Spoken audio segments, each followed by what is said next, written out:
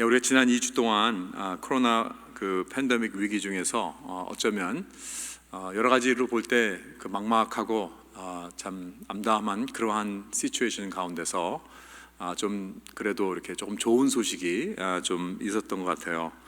미국에서 그 텍스페어 넘버가 1억 4천만 명이라고 하는데 그 중에서 한 6천만 명이 정부에서 주는 그 스티뮬러스 책을 받았습니다. 그분 중에서 여러분들이 해당 많이 되셨으리라 생각되지만, 그러니까 한 연봉 10만 불 아래 되는 분들은 한 사람당 1,200불씩 이렇게 받게 되었습니다. 그리고 나머지 8천만 명도 아마 앞으로 곧 1, 2주 안에 다 이렇게 지불이 되지 않을까 생각이 됩니다. 그리고 뿐만 아니라 또 많은 분들이 언임플로이먼트를 신청을 해서 또 도움을 받고 있든지 또 기다리고 있는 줄 압니다.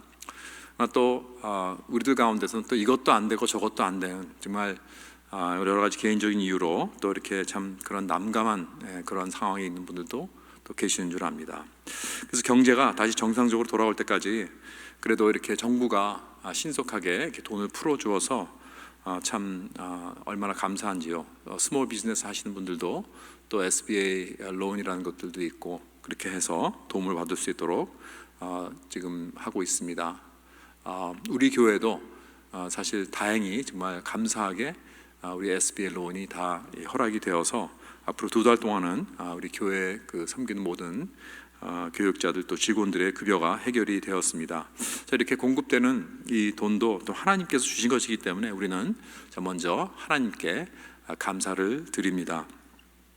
우리가 겪고 있는 이 정말 막막한 그런 상황 속에서 사실 더욱더 이 돈의 필요성을 우리가 느끼기 때문에 돈이 많은 걸 해결해 주지 않는가 하는 그런 생각이 들면서 돈에다 더 희망을 걸 수가 있습니다. 사람들이 하나님을 믿지 않는 그러한 사람들은 더욱더 이 영원한 소망이 없습니다. 그렇기 때문에 오늘 당장 내가 먹고 사는 데 있어서 오늘 당장 내가 재물을 벌고 돈을 모으고 또 여기에다가 나의 시간과 나의 노력과 열정을 투자해서 살아가는 그러한 모습들을 보고 있습니다. 그래서 더 많이 열심히 해서 벌고 또 그것을 가지고 또 더 많이 쓰고 또 나를 위해서 내 가족을 위해서 즐기고 이렇게 쾌락을 위해서 남용하는 그러한 일을 많이 하는 모습들을 봅니다. 그래서 정말 열심히 벌고 열심히 일하고 또 열심히 놀고 즐기고 하는 그런 모습들 속에서 어쩌면 이것이 아메리칸 드림이 아닌가 그렇게 생각을 해봅니다. 그러나 우리 크리스찬들은 절대로 우리의 소망이 재물이 될 수가 없습니다. 우리의 소망은 더욱더 영원한 것에 있습니다. 다른 것에 있는 것입니다. 우리가 계속해서 이 소망이라는 주제를 가지고 말씀을 나누고 있습니다. 오늘 말씀의 핵심은 이것입니다. 우리가 어디에 소망을 두는가, 우리의 소망이 어디에 있는가, 이것이 오늘날 내가 가지고 있는 이 재물을, 이 돈을 어떻게 사용하는가에 큰 영향을 주고 있다는 것입니다. 고린도후서 8장과 9장을 보면 성경에서 재물과 돈에 관해서 쓰여진 부분 중에서 아마 가장 긴 부분이 아닌가 생각이 됩니다. 성경은 이 재물에 대해서 많은 말씀을 우리에게 해주고 있습니다. 첫째로 재물에 대한 우리 인간의 문제가 무엇인가 한번 생각해 볼 필요가 있습니다. 오늘 이 본문의 이 배경은 지금 유대 지역에 큰 기근이 왔습니다. 그 이스라엘 땅 그 유대 지역에 많은 기근이 와서 그 예루살렘에 있는 교회가 큰 어려움을 당하고 있었습니다. 그래서 바울은 지금 아시아와 마게도니아에 있는 퍼지에 있는 많은 교회들을 다니면서 컬렉션을 하고 있었습니다. 지금 우리의 그 모 교회인 예루살렘 교회에 많은 지금 어려움을 당하고 경제적으로 굉장히 크게 히트를 당하고 있는데 우리들이 좀 돕자. 그래서 이 구제 헌금을 지금 컬렉트하면서 교회에 이렇게 요구를 하고 다니고 있었습니다. 이 중요한 것은 이 바울은 8절에 뭐라 그랬냐면 내가 명령으로 하는 말이 아니요 그랬습니다. 그러니까 이 구제한 일에 동참한 이 귀한 일을 내가 너희를 명령으로 하지는 않겠다. 그렇게 말하고 있습니다. 우리가 이 점을 좀 한번 가만히 좀 생각하면 좋겠습니다. 바울은 사실 여러 가지 다른 가르침에 대해서는 명령을 합니다. 꼭 이거는 해야 된다. 우리 크리스천으로서 이것은 꼭 지켜야 한다. 그러한 일들이, 그러한 그 말씀들이 많이 있습니다. 근데 이 부분에 있어서는, 우리가 구제에 동참하고 하는 이런 부분에 있어서는 명령으로 한다 그러지 않고 있습니다. 그리고 여기 또 이제 조금 내려가면 11절에 보면 마음에 원하는 것 같이 하라고 합니다. 그리고 다음 장 9장 7절에 보면 마음에 정한 대로 할 것이요 인색하거나 억지로 하지 말고 즐겨내라, 이렇게 말씀하고 있습니다. 그러니까 이 구제 부분, 우리의 재물을 어떻게 사용하느냐 하는 데 있어서는 우리의 마음의 중심이 중요하다는 거예요. 마음의 애티튜드가 중요하다는 것입니다. 다시 말해서 이것은 내가 명령을 하지 않고 원하는 대로 내 마음이 꼭 같이 동참을 해야 된다는 것입니다. 마음이 꼭 따라오도록 해야 된다. 내 행동과 마음이 같이 가야 한다는 것입니다.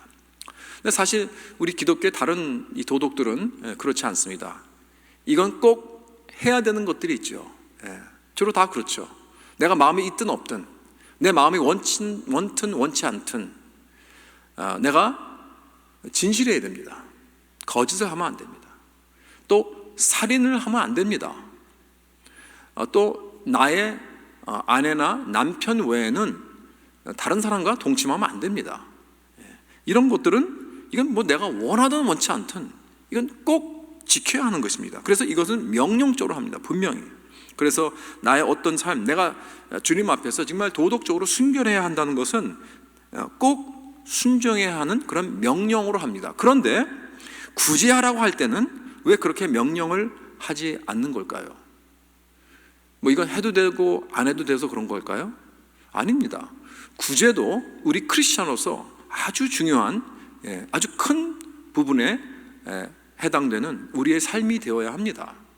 그래서 예수님께서 우리에게 양과 염소의 비유를 주셨을 때 마태복음 25장에 보면 나중에 양과 염소를 가를 때 어느 기준으로 가느냐, 그 내용들을 가만히 보면 내가 배고플 때 먹을 것을 주고, 목마랐을 때 물을 주고, 헐벗었을 때 옷을 주고, 내가 감옥에 갇혔을 때 찾아와 주고, 병들었을 때 찾아와 주고 하는 어떤 이런 이 도덕적인 이런 구제에 관한 그러한 말씀을 기준을 가지고 양과 염소를 가르는 그런 말씀이 있습니다. 그렇기 때문에 이 구제라는 것은 이건 초이스가 아닙니다, 사실. 그럼에도 불구하고 왜 명령을 하지 않는가? 그 이유는 다른 크리스천 이 도덕과는 달리 이 재물과 우리 마음의 욕심에 대해서는 우리가 외면적으로 그것을 잴 수 있는 어떤 기준을 공급하기 힘듭니다. 사실 뭐 얼마큼 내가 해야 내가 정말 구제를 했다고 할 수 있을까요? 내가 얼마큼 희생을 해야 그런 어떤 똑같은 기준을 우리가 세울 수 있나요? 그러기가 참 쉽지 않습니다. 내가 얼마큼 내가 도네이트를 해야 내가 인색한 사람이 아니라고 정할 수 있나요? 내가 재물에 욕심이 있다 없다 하는 기준을 우리가 어떻게 정할 수 있겠습니까? 이것은 마음의 컨디션입니다. 사실 우리 인간이 보고 그거를 정할 수가 없습니다. 그래서 10계명 중 마지막 계명에 보면 이웃 것을 탐심하지 말라고 했습니다. 그러니까 이것도 마음의 기준이죠. 밖으로 우리가 잴 수 있는 어떤 기준이 없습니다. 그런데요, 사실 우리의 문제는 뭐냐면 대부분 우리들은 아무도 내가 욕심이 있다고 생각하는 사람은 거의 없습니다. 참 신기해요. 다른 것들은 다 인정을 해요. 내가 이런 부분에 내가 문제가 있고 저런 부분에 문제가 있습니다. 그런데 이 마음의 욕심이나 탐심, 이런 부분에 있어서는 우리 모두가 그거는 나와 상관이 없다고 생각을 합니다. 다른 사람에게는 그런 문제가 있다. 저 사람은 정말 욕심이 많은 사람이야, 그렇게 생각하는데 자기 자신은 그렇게 생각하지 않는다는 게 문제예요. 나는 늘 관대하다고 생각을 합니다. 착각을 합니다. 그래서 이 나의 욕심과 관대함이란 마음에 대한 이슈라는 것입니다. 내가 얼마를 내느냐가 아닙니다.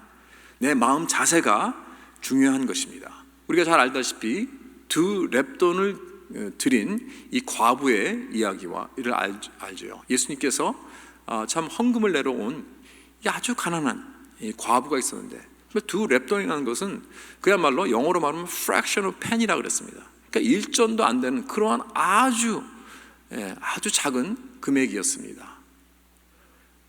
그러나 그녀가 헌금한 그것이 부자가 나와서 그냥 철렁철렁 하면서 이 금, 은, 이 코인들을 넣는 것보다 더 많이 했다고 그렇게 예수님께서는 말씀합니다. 그렇다면 우리가 이 숫자에 얽매이지 말아야 된다는 거예요. 하나님은 마음 중심을 보십니다. 그 마음의 숫자를 보시는 거예요. 그래서 많은 경우에 금액은 많지만 돈이 많은 사람들은 그 많은 금액으로 인하여 자기의 욕심의 마음을 커버하려고 하고, 또 일반 사람들은 그 모습을 보고 우리가 눈이 멉니다. 우리는 판단하지 못합니다.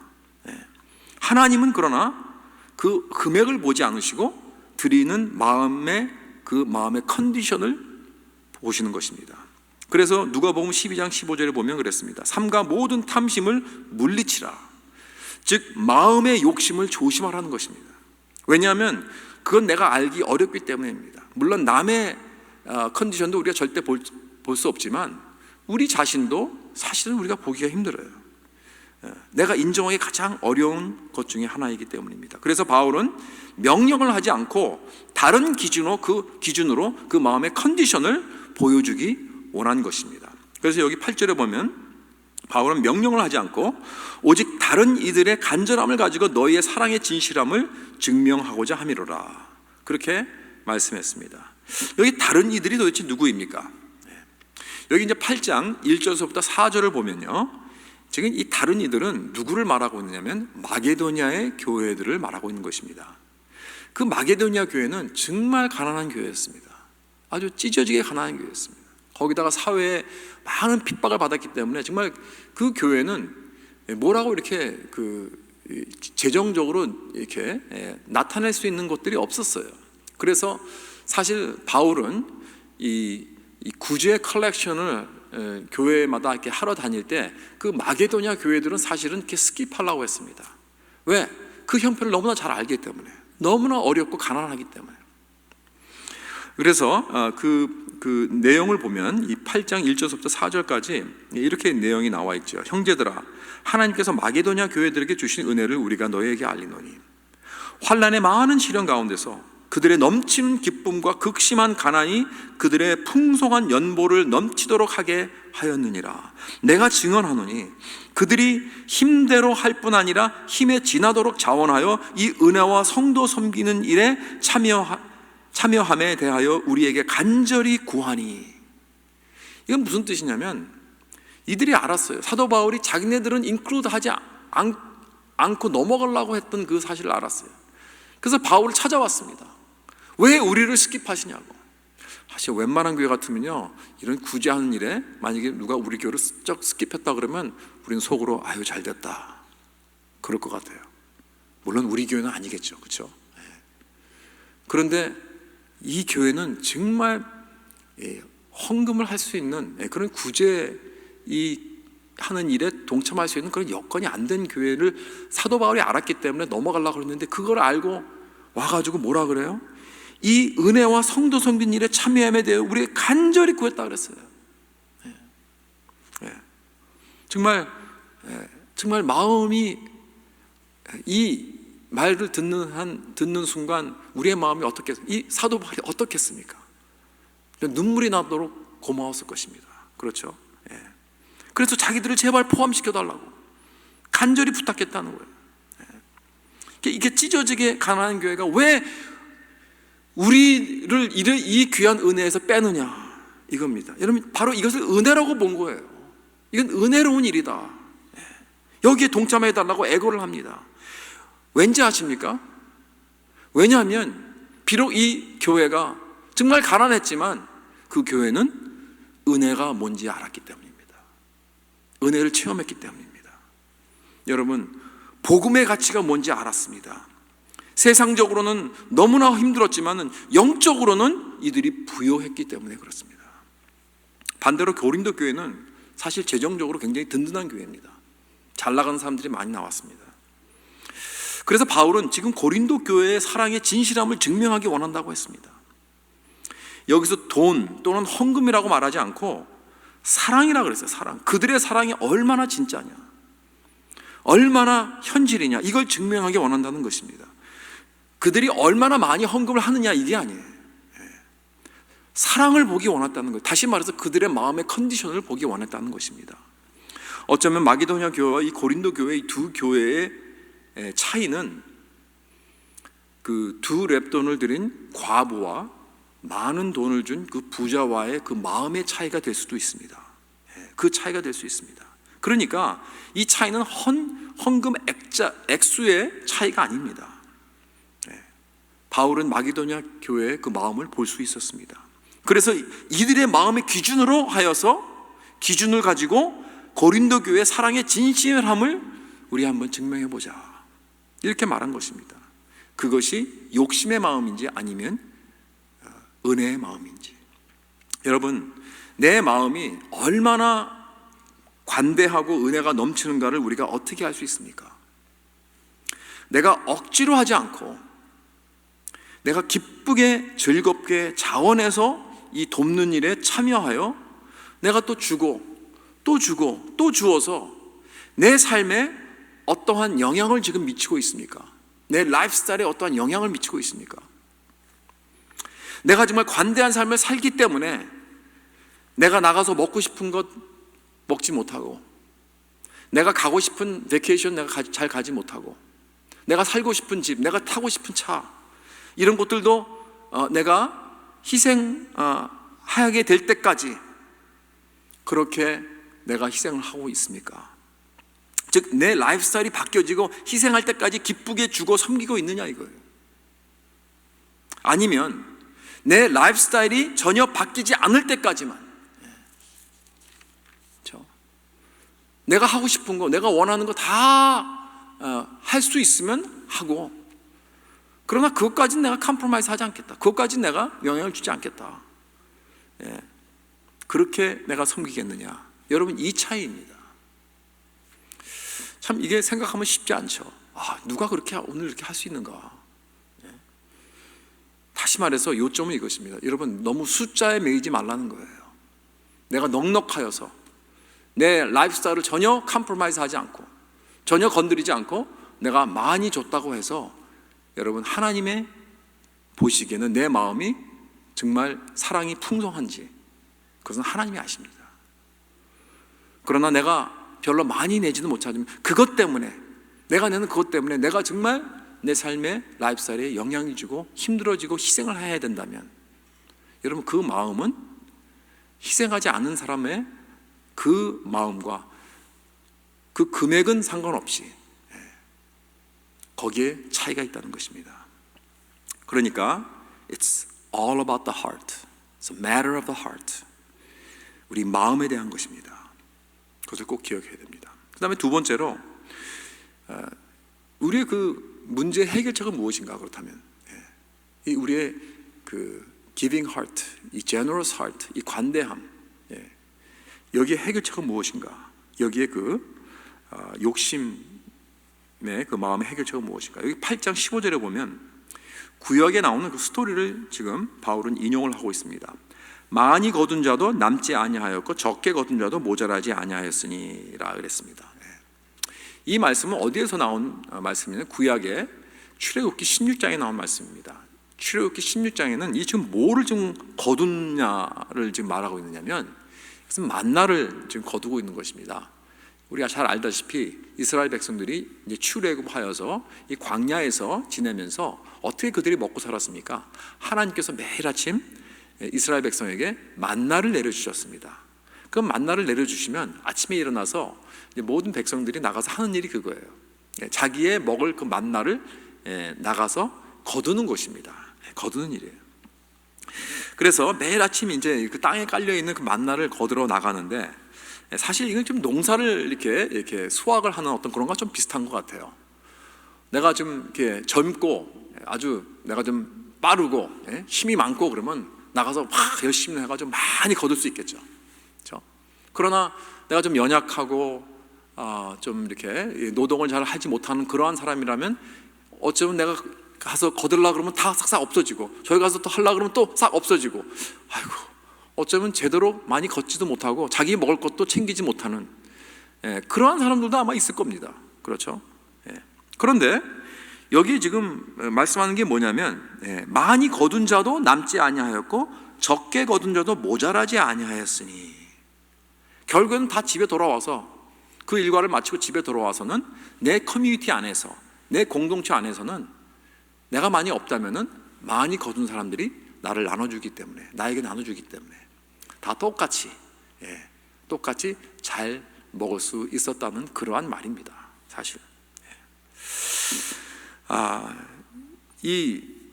참 귀한 말씀이, 지금 이 바울은요 이 원칙을 가지고 고린도 교회에게 어떻게 적용을 하고 있는가, 우리 크리스천들이 재물을 어떻게 보아야 하는가에 대한 그 중요한 지침이 여기에 담겨 있습니다. 어떤 사람은 나가서 일을 잘해서 돈을 많이 법니다. 그렇죠? 그러나 어떤 사람은 또 그렇게 아무리 열심히 일을 해도 잘 못 벌 수 있습니다. 그러니까 여기 만나 거두기와 똑같은 원칙입니다. 광야에서 많이 쌓아서 저장해 놓은 사람들의 만나는 어떻게 된다고 했죠? 자꾸 쌓아놓고 그걸 이렇게 꿍쳐놓고, 그런 사람들은 그 만나가 어떻게 된다고요? 썩습니다. 벌레가 납니다. 냄새가 납니다. 그래서 먹지 못하게 된다는 거예요. 쌓아놓으면 썩는다는 거예요. 자, 그럼 이 바울은 이 구약의 이야기를 통해서 무엇을 우리에게 말해주고 있는가? 첫째로, 여러분, 나가서 우리가 걷는 모든 것들은, 우리의 재물과 돈은 하나님의 선물이라는 것입니다. 만나가 이스라엘 백성에게 선물이었듯이 매일 아침 내리는 그 만나는 하나님의 선물이었습니다. 어느 누가 나가서 아무리 그 많은 만나를 거둬 갖고 나와가지고 이게 다 내가 만든 것이다 라고 자랑할 사람 아무도 없었습니다. 왜냐하면 모두가 다 알았기 때문에, 이거 하나님께서 그냥 하늘에서 내려주신 이 음식을, 이 양식은 아무도 내가 만들었다 라고 말할 사람이 없습니다. 마찬가지로 여러분, 우리가 나가서 얼마나 돈을 많이 벌든 상관없습니다. 내가 얼마나 능력이 많이 있어서, 내가 비즈니스를 얼마나 잘해서 돈을 많이 모으든 얻든, 여러분, 그것은 하나님의 선물입니다. 하나님의 능력입니다. 어떤 사람들은 그렇게 얘기할 수 있어요. 아니, 무슨 소리입니까 목사님, 내가 얼마나 열심히 벌어가지고, 내가 정말 밤낮 내가 쉬지 않고 가지고 열심히 일해서 내가 벌은 돈입니다. 내가 노력해서, 내가 피땀 흘려서 벌은 돈이라고요. 여러분, 그러면 여러분 물어봅시다. 누가 여러분에게 건강을 주셨습니까? 누가 나에게 그런 능력을 주셨습니까? 누가 나에게 이러한 미국 같은 나라에 살게 해주셔서 그렇게 내가 마음껏 돈을 벌 수 있는 그러한 여건을 주셨습니까? 여러분, 나는 북한에서 태어날 수도 있었습니다. 여러분, 아니면 저기 아프리카 무슨 두메산골에서 태어날 수도 있었습니다. 이게 다 뭐예요? 하나님의 은혜입니다. 하나님께서 나에게 주신 귀한 선물입니다. 여건입니다. 그래서 하나님께서 나에게 능력 주시고 지식 주시고 또 건강 주시고, 그렇게 해서 내가 돈을 벌 수 있다는 것이죠. 다 하나님이에요. 이게 첫 번째 레슨이라는 것입니다. 그 다음에 두 번째는 뭐냐면, 내가 쌓아놓는 것은 그것은 꼭 썩게 되어 있다는 거예요. 내가 필요 이상으로 내 삶을 채우게 되면 내 영혼에 벌레가 나고 냄새가 나게 되어 있다는 말씀입니다.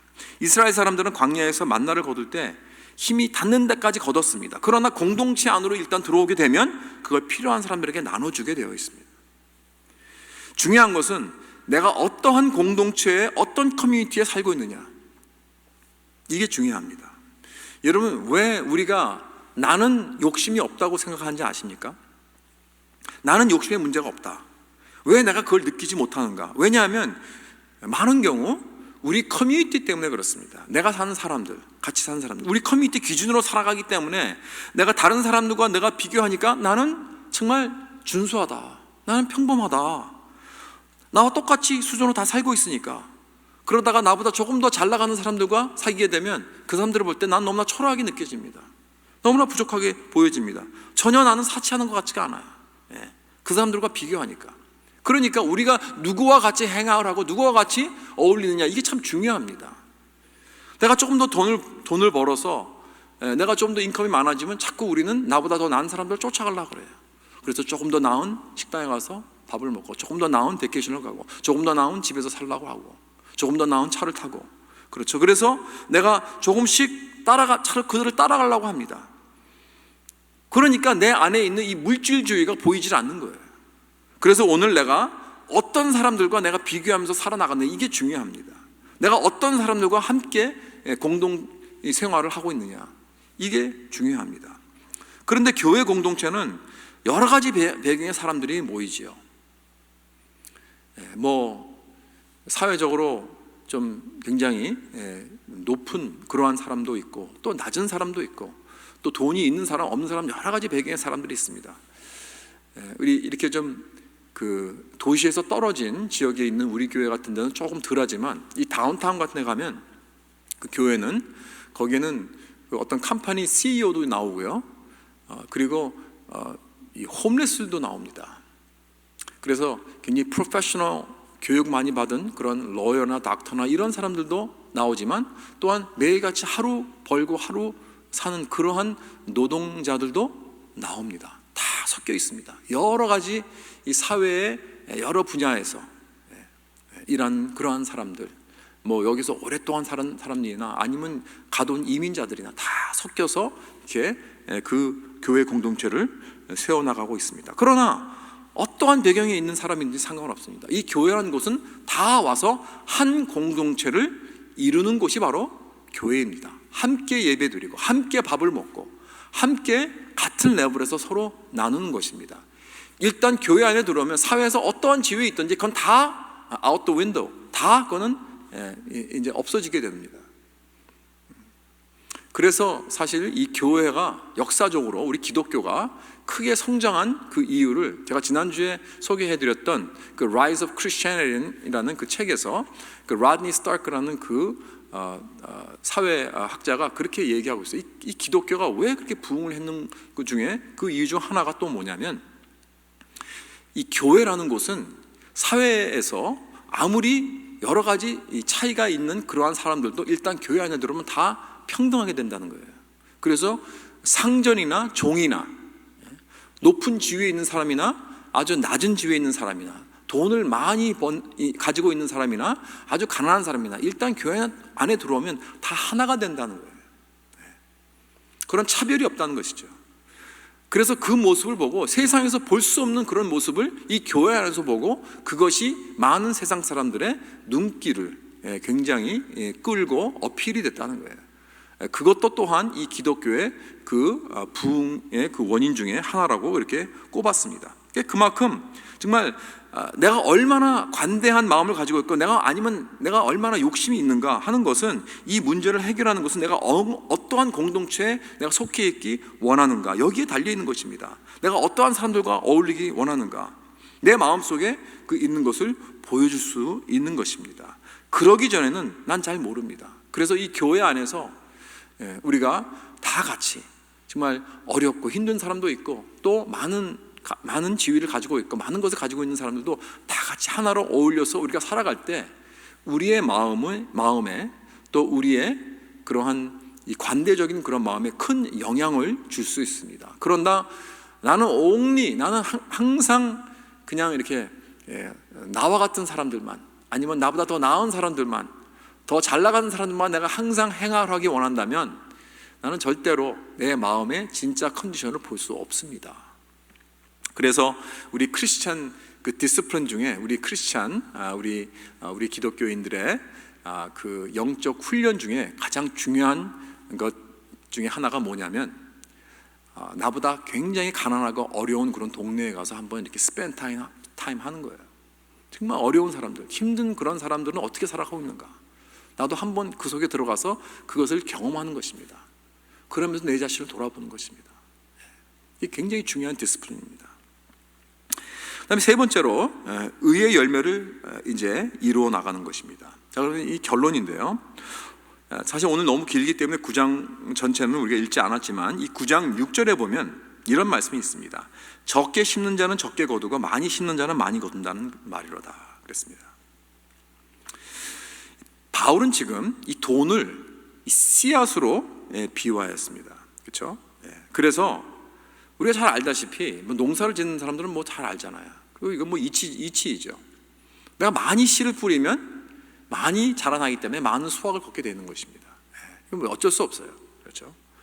그렇다면 우리가 더 많이 우리의 가진 돈을 가지고, 재물을 가지고 구제를 하고 남을 돕는데 재물을 사용한다면 더 많은 수확을 걷고 더 많은 풍년을 얻게 된다는 거예요. 자, 그렇다면 돈으로 걷는 수확이란 무엇일까요? 돈을 많이 뿌리면 더 돈을 많이 걷는다? 돈을 많이 번다? 그런 뜻인가요? 이거 자칫 잘못하면 혹시 이거 기복주의 사상 아닙니까? 내가 돈을 더 많이 쓰면 더 많이 내가 부자가 된다, 뭐 이런 거 말이에요. 그러나 바울은 지금 그런 걸 말하는 게 아닙니다. 여기 그 많이 뿌려서 얻는 수확 또는 풍년이란 9장 9절과 10절에 나와 있어요. 한번 다 같이 한번 읽어볼까요? 고린도후서 9장 9절과 10절 한번 보겠습니다. 기록된 바 그가 흩어 가난한 자들에게 주었으니 그의 의가 영원토록 있느니라 함과 같으니라. 심는 자에게 씨와 먹을 양식을 주시는 이가 너희 심을 것을 주사 풍성하게 하시고 너의 의의 열매를 더하게 하시리니. 그랬습니다. 그러니까 여기에서 말씀하는 이 씨의 이 씨앗을 뿌린 것의 수확은 의의 열매라는 거예요. The fruit of righteousness, 의의 열매다. 중요한 것은 뭐냐면 이 의의 열매가 무엇이냐, 이것은 바로 여기 전 9절에 나온 그가 흩어 가난한 자들에게 주었으니 그의 의가 영원토록 있느니라 함과 같으니라. 이 말씀이 어디에서 나온 말씀이냐면 시편 112편에 나온 말씀입니다. 시편 112편의 말씀은 이 짧은 시편이지만 그건 뭐에 대한 거냐면 어떤 사람이 하나님을 경외하고 하나님을 두려워하고 말씀을 사랑하고 그러한 거룩한 사람이 지위가 있고 자기 권력이 있고 돈이 많아요. 재력이 있는 사람입니다. 근데 그 사람은 궁핍하고 어려운 사람들에게 다 풍족하게 나눠줍니다. 바로 이 행동을 보고 그의 의가 영원히 남는다고 그러한 말이 계속 반복해서 나옵니다. 여러분, 정말 이 모습에서 그 수확이라, 영적 수확이라는 것은 이게 바로 의의 열매라는 거예요. 우리의 이 구제하는 그러한 행위는 그거는 의고 righteousness고 그것은 영원한 것이다. 그렇다면 다시 말해서 여기서 말씀하는 이 영원한 것이라는 것은 새 하늘과 새 땅과 직접 연결시켜 주시는 거예요. 왜냐하면 새 하늘과 새 땅에는 오직 의로운 사람만 살기 때문에 그의 의가 영원히, 즉 저 새 하늘과 새 땅 에 있는 그 모든 상황과 직접 연결이 된다는 거죠. 다시 말해서 그것을 프리뷰하고 그것을 보여주고 나타낸다는 그런 말씀입니다. 새하늘과 새 땅에서는 부서진 모든 것들이 다시 회복되게 됩니다. 거기 안에서는 어떤 가난과 궁핍과 빈부의 차이, 불공평한 것들, 이런 것들이 다 없어집니다. 강한 자가 약한 자를 억누르고 하는 이런 것들, 사회적으로 불의, 범죄, 이런 것들은 다 없어지고 모든 관계가 완전히 풍성한 사랑과 공의로만 가득 찬 빛이 넘쳐 흐르는 그러한 곳이라는 거예요. 거기서는 고통도 없고 눈물도 없고 슬픔도 없고 늙어가는 것도 병들어가는 것도 없고 썩어지는 것도 없고 죽어가는 것도 없습니다. 그야말로 완전히 아름답고 사랑이 넘치는 그러한 하나님의 나라입니다. 이것이 우리 모두의 미래의 소망이라는 것입니다. 바로 이것이 의로운 하나님의 나라입니다. 여러분, 예수님께서 이 땅에 오셨을 때 하나님 나라가 이미 임했다고 말씀하셨습니다. 그러면서 어떠한 삶을 살아주셨냐면 병자를 고치시고 눈먼 자를 눈뜨게 하여 주시고 나병 환자를 낫게 해주시고 배고픈 자를 오병이어로 먹이시고 수만 그 억눌린 자들, 가난한 자들을 자유시켜 주시고 죽은 자까지도 일으켜 주셨습니다. 자, 이것은 뭐냐면 새 하늘과 그 새 땅, 즉 하나님 나라를 미리 프리뷰해 주신 것입니다. 그래서 모든 기적과 표적은 바로 이 미래의 소망을 포인트하고 있는 사인이었습니다. 사랑하는 성도 여러분, 우리는 이 모두가 이 미래의 소망을 믿습니다. 이 소망을 가지고 있습니다. 그렇다면 우리도 지금 우리가 작은 예수로서 이 땅에 살아가면서 남은 여생 우리가 살면서 하나님께서 우리에게 주신 작은 재물이나 권력이나 지위가 있다면 그것을 가지고 지금 예수님께서 그때 하셨던 그 일들을 오늘도 그 레가시를 계속 이루어가는 것입니다. 그래서 새하늘과 새 땅의 그 모습을 우리가 사는 이 현실에서 이루게 하는 하나님 나라를 이 땅에 이루는 그야말로 작은 모습으로나마 우리가 작은 예수로서 작게나마 우리가 병든 자를 고쳐주고 죽은 자를 살리는 일, 배고픈 자를 먹이고 작게나마 억는 자들을 자유케 하고 하는 이러한 일에 우리가 동참하게 될 때 하나님 나라를 이루어가고 예수님의 그 스토리에 우리는 동참하게 되는 것입니다. 근데 여러분들 중에서 그렇게 말하는 분들이 계실지 모르겠습니다. 목사님, 저는 돈이 없어요. 내가 정말 입에 풀칠하는 것도 어려워요 라고 말씀하시는 분들도 있을 것이에요. 물론 이 세상에서는 그럴 수 있습니다. 그러나 고린도후서 8장 9절 말씀을 기억하시기 바랍니다. 우리 주 예수 그리스도의 은혜를 너희가 알거니와 부요하신 이로써 너희를 위하여 가난하게 되심은 그의 가난함으로 말미암아 너희를 부요하게 하려 하심이라. 사랑하는 성도 여러분, 우리 예수 믿는 자들은 이미 부요하게 되었습니다. 어떻게 해요? 십자가에서 예수님은 이미 우리를 위하여 가난하게 되셔서 우리를 부요하게 만드셨다는 것입니다. 십자가에서 예수님이 대신 억눌리게 되었습니다. 그래서 우리가 자유함을 얻게 된 것입니다. 십자가에서 그가 죽어주셔서 우리가 살게 된 것입니다. 그렇기 때문에 여러분, 우리가 가진 것이 너무나 많습니다. 우리는 상속자입니다. 모든 것이 다 우리 것이 될 것입니다. 여러분, 돈이 얼마인지 그 얼마의 숫자에 매이지 말라 그랬잖아요. 돈의 액수는 작아도 그게 전부였던 이 과부는 비록 큰 돈을 주었던 부자보다 더 많이 줬다고 했습니다. 왜냐하면 하나님은 그 마음 중심을 보시는 분이기 때문에. 그리고 마게도냐 교회도 비록 찢어지게 가난했지만 구주에 동참하여서 풍성한 연보를 넘치도록 힘에 지나도록 자원했다고 했습니다. 그게 얼마였는지는 잘 모르겠어요. 저는 그게 많은 분량은 아니라 생각됩니다. 그러나 성경에서 영원히 사도 바울이 쓴 거는 뭐냐면 넘치도록 힘에 지나도록 풍성한 그런 연보라고 그랬습니다. 세상적으로 볼 때는 너무나 보잘것없는 어마운트가 될 수도 있어요. 그러나 하나님의 눈으로 볼 때는 아니에요. 너무나 큰 이 귀한 이 헌금이었습니다. 왜요? 이 과부와 이 마게도냐 교회들은 자기들이 예수 그리스도로 말미암아 받은 그 은혜가 얼마나 충만하여서 자기들이 얼마나 부유하다는 것을 알기 때문입니다. 그렇기 때문에 핑계치 맙시다. 바울이 내가 너에게 명령으로 하지 않는다고 그랬습니다.